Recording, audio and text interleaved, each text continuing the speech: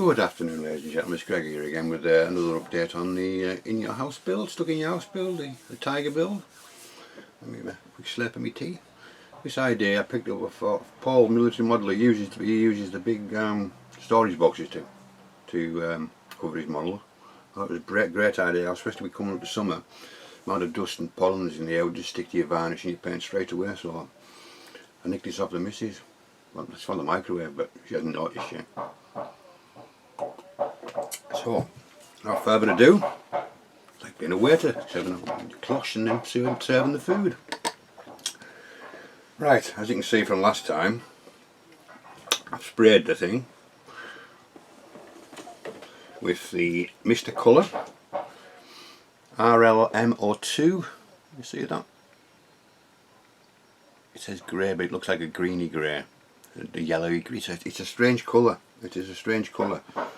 Sprayed beautifully. It really did spray beautifully. So what I've done, basically sprayed it, and I've did a bit of hairspray chipping on it as well, and gone along and done some chips by brush, and then a few little rust chinks. You know, it's been in the desert, sand, very abrasive, cut right through to the beyond the primer, right down to the metal. So I've done a few little rust streaks. I'll show you those in a moment. We'll start off with the turret first. Let me zoom in a little bit. I'll bring the turret up to there. We can see that's better. We can see the turret now a bit better. Hairspray chipping, and then I've gone along and just sort of a few rust streaks from there and wherever.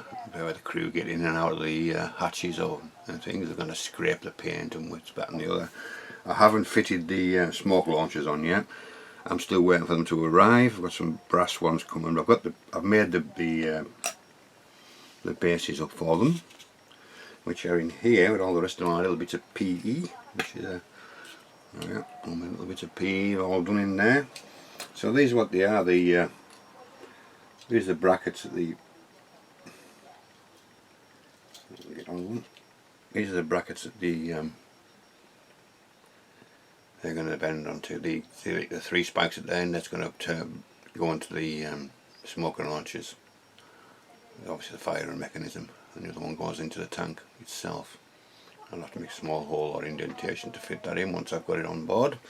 So they aren't done yet, they have to be sprayed, but I was going to wait until I got all the other bits and pieces first and then spray them all together on there. I've done a few clamps as well for the tools. So I'm going to do some with the clamps and some without the clamps, because the Carpet Monster got a few bits and pieces, unfortunately.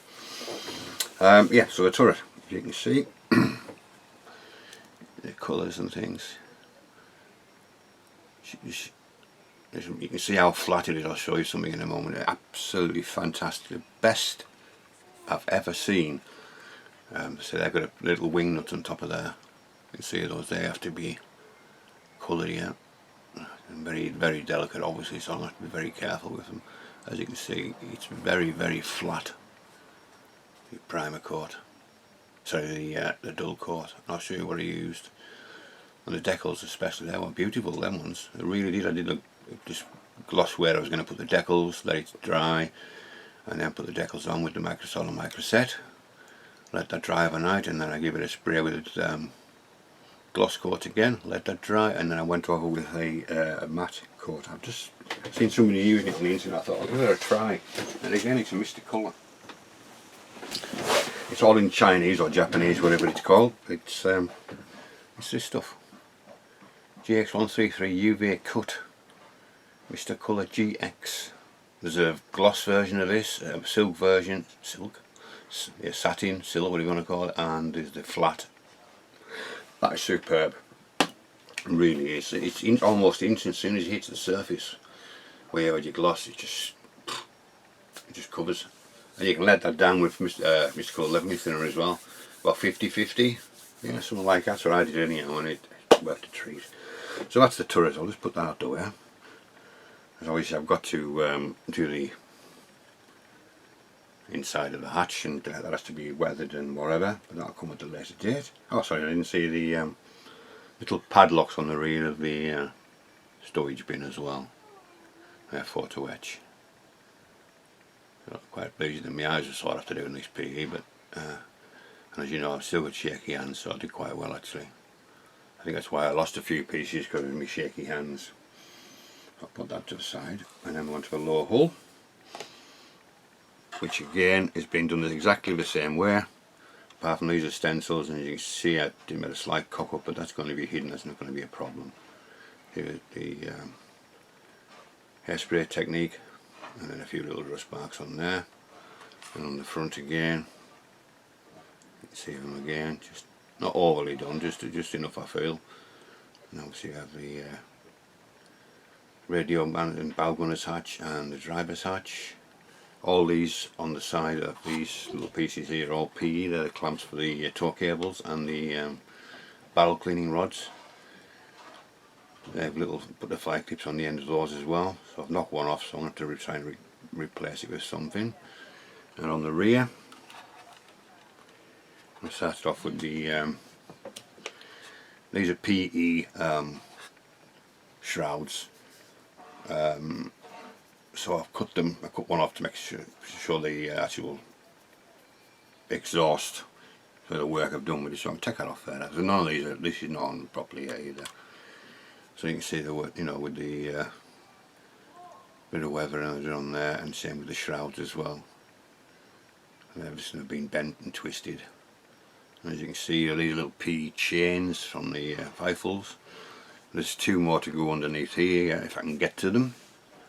And the picture I'm working from, the actual toolbox like that, the toolbox or suitcase, is actually an angle like that. So I'm going to have to find out if the suitcase, was it metal? Anybody let me know? Because I've chipped it, but I haven't put any rust marks or anything on like that. And obviously we have the PE clamps and the jack there again. And the rifle's really easy fitting and nice with the PE on the top, so you haven't got that seam line, even though you can fill it, but it's nice to have the option with the PE. A few PE clamps on there for the rifles as well, and pipes off them. I've got to colour those yet. I'm going to find out what colour exactly I should be on with that. Well, not exactly as near as I can get, and obviously the 428 grills and all that kind of stuff. It's all workable suspension still. All perfectly working, no problems at all. And obviously on the other side we have the stencil as well. But I'll show you what I'm going to do with the picture I'm working from. It's setting tune is in its tank 142 as you can see by the turret number. I'll just pop that back on, because knowing me I will lose it and it'll just disappear. There it's there. Yeah, so the picture I'm working from, on it has some camo netting running down both sides, which I've done here, wrapped it around a toothbrush, so a toothbrush shaped paintbrush, and tapered the edges. This has to be, you know, it's a bit too light at the moment, it has to be sprayed, and there has to be a bit of foliage put in there as well. And it's going to go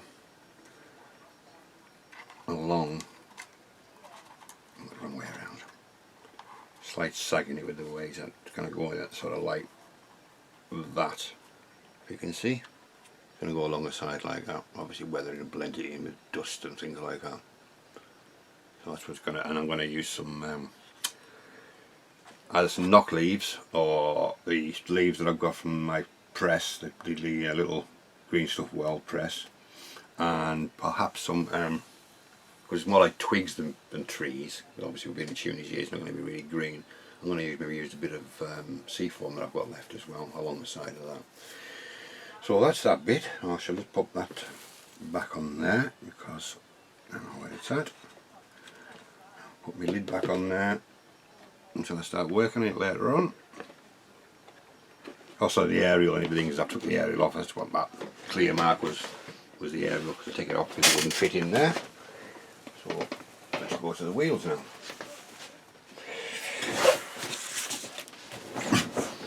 Right, I have the wheels, they're all fine hidden. Let me just have a cup of tea, a drink of my tea again. A little bit careful in my mouth because it still gets very dry, and then the opposite happens when it gets too wet and I can't swallow it all. Right, sorry about that. Rest of all the wheels, sprockets, everything else is done. So we'll start off with the These are the outside wheels as well, so I've basically just sort of just slightly chipped them and a few rust marks again. Going around the outside with the Tamiya rubber black, and with the rims I've just sort of gone along with the metal polish that I've got. Obviously it's going to scrape on the wheels and one thing and another. So most of the wheels are like that, and then we have the sprockets all done the similar way. Again, there we are. There's the sprockets. They've got the metalizer on the teeth, obviously for the tracks. Right, sorry, I've even weathered inside. I don't know why I did that, but just did. And then the reverse as well.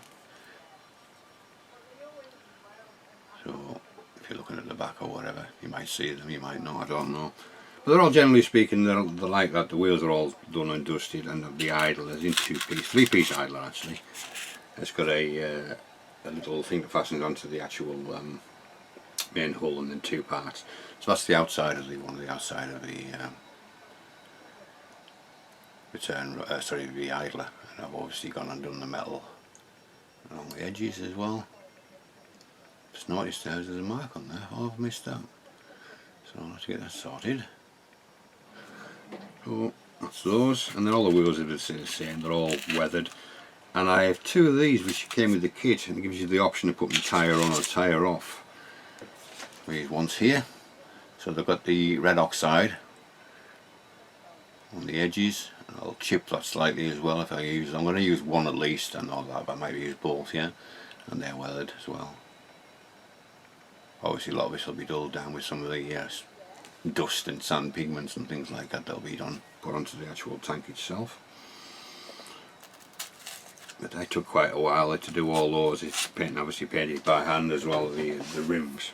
They're okay, they're not brilliant, but they're okay. The toe cables are practically ready. I just need finishing off as well. They're all done, coloured up. I need chipping yet, that one. And there's the toe cable going on the edges of the eyelet. I'm going to keep one toe cable actually on the tank itself, and the other one is going to be from the front to the rear shackle. I decided to do that. Yeah, they're all basically the same. Again, I've actually done the reverse as well on some of them as well. So they worked out quite nicely actually. It took me a good afternoon. The house was quiet. The wife and daughter were sitting in the garden, so. And yesterday I got quite a bit done as well. Obviously we've been PE day with all my neighbours. We all sort of sat round our own little back gardens and at a party.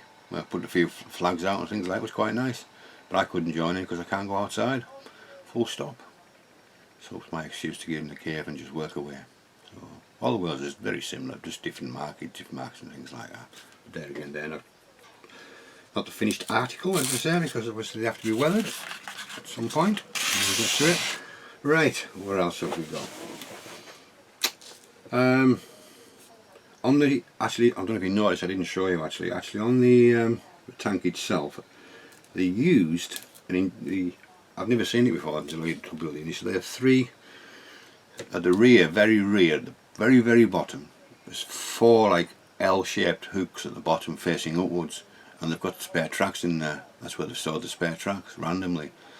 So I've replicated that with some of the spares, and I've just sort of, they've got to be finished yet as well. With obviously being near the deck, the sort of floor, they're going to be weathered with dust as well. But I got most of it how I wanted for the actual thing itself. So I've got 4 of those to go on, or 3, whichever it is. So they're going to go on the bottom. I'm going to find make some track pins to go actually through the holes as well. I must have some brass wire or something from the old through model tracks I've got. Because I use the staples for that. I don't use the wire, but I had to obviously on the little VK601 because it was that small and the diameter of the wire. Sorry, the staple was too large. And we're on with some figures. I've done 3 figures in the end because I don't know what I want to do. They aren't quite finished yet, but they're getting there. I'll just put them one by one. I'll face the front, gentlemen. So you've got 3 figures there, they're ready to be, they aren't quite finished yet. He's got a strap on his binoculars, and I've got to add some PE, I've got some PE headphones and that as well for this gentleman with the black cap. So they're okay, they're not too bad, they haven't come out too bad, not quite finished, but they're getting there, So no facial expressions or nothing, just that's just the best flesh at the moment.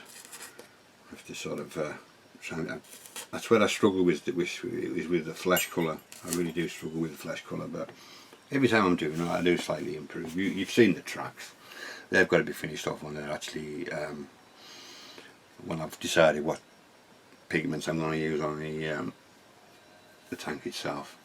I'm thinking of using this War Pigs Alclad 2 sand, but I don't know if it's too, let me see, I don't know if it's too orange, I don't know. I might make my own mix. I've got a few of the pigments I could add to it and see what I come up with. And I've ordered some chinchilla sand. I've just ordered a 100-gram bag of chinchilla sand upon it's supposed to be like really fine. So I'm going to see what it's like when it comes, and if it'd be any good to weather the tracks and the behind the wheels and things like that. So I'll wait for that to come. Obviously, with things as they are at the moment, sporadic to say the least. That's why I haven't got my photo etch parts for my side skirts and my smoke launchers. So that's what I'm waiting for those. I think that's about it really. I think that's where we are. So what I'm going to do next is I'm going to make 3 different filters, coloured filters from the oil paints, and I'm going to start doing that shortly. That's today. I'll do a few bits and pieces of that and do the wheels first to see if I like it. I can always do the reverse wheel, do one, and then if it dries nice, then I'll go ahead or do it on the bottom of the tank, whichever may be. So I think that's it. I think we're there. I don't think there's anything else you need to see. I think most of it's all built, I say, apart from the side skirts, which are here. But I was watching, I don't know who you're watching, these, I don't know if I explained last time. You can see the 2 at the back of the right size, sorry, these 2 here. Apparently these should have been the same size but shorter. But sorry, these 2 are the back ones, my apologies. They're the 2 back ones are fine. And these are the 2, where we go, at the front, where it's got that little dip in it, which is apparently it's for the initial Tiger only, I think. See where they dip into it, where it's like almost like going into a V shape, to a size thing. That's fine. That's the size it should have been, I think, or maybe slightly longer. But they made a cock up apparently, so they stretched it out so it made, you know, for the fitments. So this should be the same size. I could always just cut it off and leave that one off if I really want to. If things don't, if it doesn't come by next week, I may have to do that on both sides.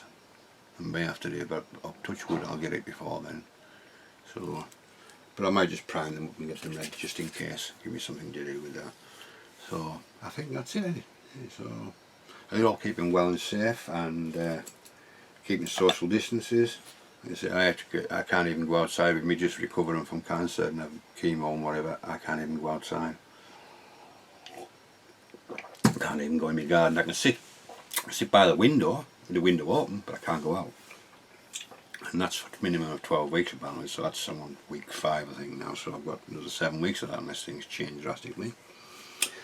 Anyway, I'm beginning to rabble on a bit now, so thank you very much for watching, and thanks very much to all my subscribers, new and old, and we shall see you soon with update 4 of the Stuck in the House Tiger build.